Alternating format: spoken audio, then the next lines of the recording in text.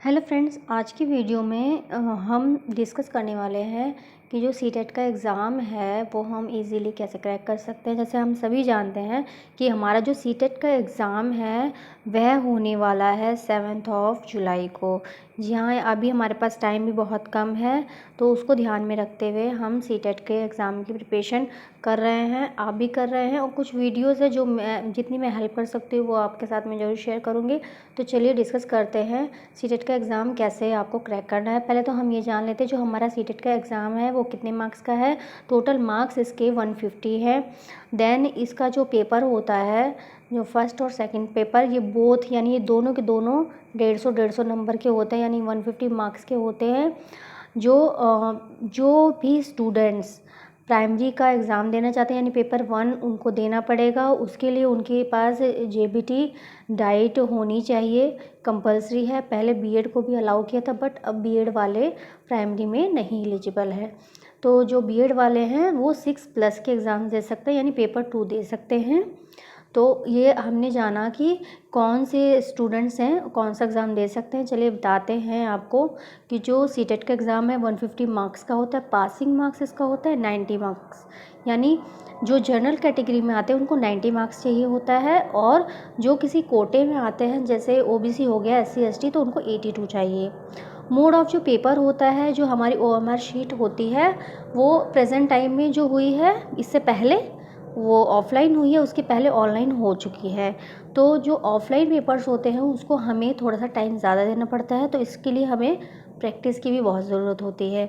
Negative marking, इसमें कोई negative marking नहीं होती है, तो आपके पास ये चांस होता है कि आप बहुत ईजीली ये एग्ज़ाम क्रैक कर सकते हैं।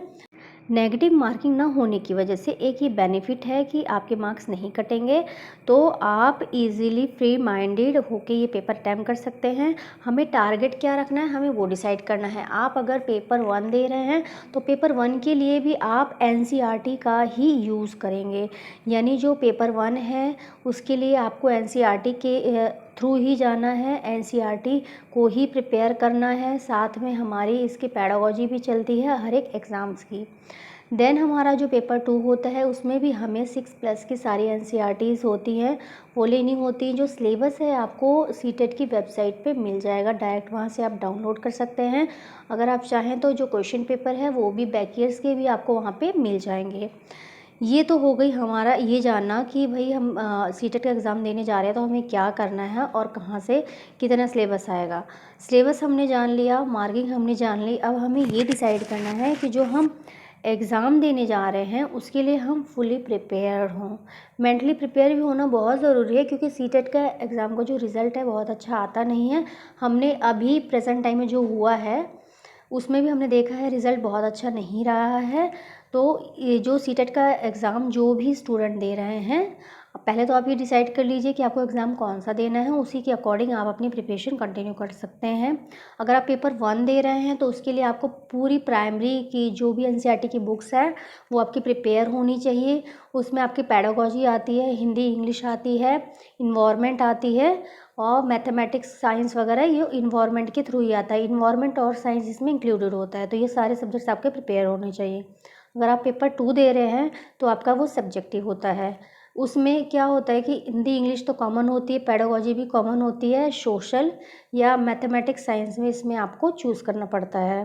फ्रेंड्स, जो सीटेट का एग्ज़ाम होता है आपको बता दें कि बेसिकली ये टीचिंग एलिजिबिलिटी टेस्ट है, यानी आपको पीआरटी, टीजीटी, पीजीटी के लिए जो भी आप फॉर्म्स आते हैं उसको अप्लाई करना है। तो उसके लिए आपको एक टीचिंग एलिजिबिलिटी टेस्ट लिया जाता है। सीटेट है जो वो ऑल इंडिया लेवल पर एलिजिबल होता है।